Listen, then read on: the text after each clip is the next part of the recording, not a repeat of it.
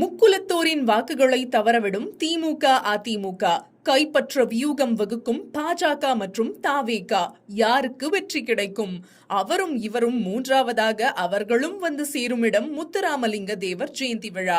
October 30ஆம் தேதி அரசியல் கட்சி தலைவர்கள் கண்டிப்பாக ராமநாதபுரம் மாவட்டம் பசும்பொன் அல்லது மதுரை கோரிப்பாளையத்தில் ஆஜராகி விடுவார்கள். மதுரை, ராமநாதபுரம், விருதுநகர், திருநெல்வேலி, தூத்துக்குடி தென் மாவட்டங்களில் முக்குலத்தோர் சமுதாய மக்கள் அதிக அளவில் இருக்கிறார்கள். அவர்களின் வாக்கு வங்கி அனைத்து நாடாளுமன்ற தேர்தல்களிலும் சட்டமன்ற தேர்தலில் தமிழகத்தில் ஆட்சி அமைக்கவும் முக்கியமானதாக பார்க்கப்படுகிறது. வன்னியர் சமுதாயத்திற்கு 10.5% உள் இடஒதுக்கீடு கொடுத்ததால் முக்குலத்தோர் அதிமுக மீதும் இபிஎஸ் மீதும் அதிருப்தியில் இருக்கிறாங்க. மேலும் அதிமுகவில் முக்கிய நிர்வாகிகளாக ஒரு காலத்தில் இருந்த முக்குலத்தோர் சமூகத்தை சேர்ந்தவர்கள் இப்போது அதிமுகவில் இல்லாததும் கட்சிக்கு பெரும் பின்னடைவை கொடுத்துள்ளது.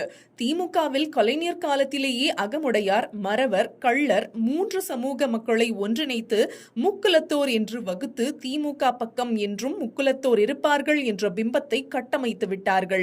அதன் வழியிலேயே திமுக கட்சியும் பயணித்துக் கொண்டிருக்கிறது.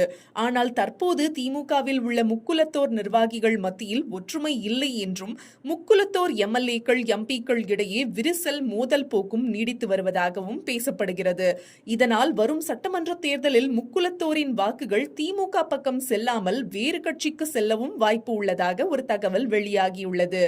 எந்த ஆண்டும் இல்லாமல் இந்த ஆண்டு பாஜக மூத்த நிர்வாகியும் இந்திய துணை ஜனாதிபதியான சிபி ராதாகிருஷ்ணன் தமிழக பாஜக தலைவர் நயினார் நாகேந்திரன் உடன் இணைந்து பசும்பொனில் உள்ள முத்துராமலிங்கனார் சிலைக்கு மாலை அணிவித்து மரியாதை செலுத்தினார்கள்.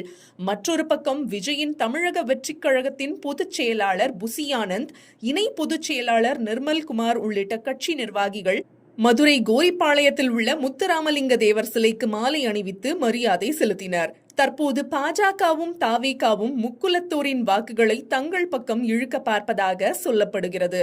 மேலும் வரும் சட்டமன்ற தேர்தலில் தென் மாவட்டங்களில் பெருவாரியான தொகுதிகளில் முக்குலத்தோரை சேர்ந்த வேட்பாளர்களை நிறுத்த அனைத்து அரசியல் கட்சியும் திட்டமிட்டு வருவதாகவும் அரசியல் வட்டாரத்தில் பேசப்படுகிறது. மேலும் இதுபோன்ற செய்திகளை தெரிந்து கொள்ள ஜியோ நியூஸ் தமிழ் சேனலை சப்ஸ்கிரைப் பண்ணிக்கோங்க.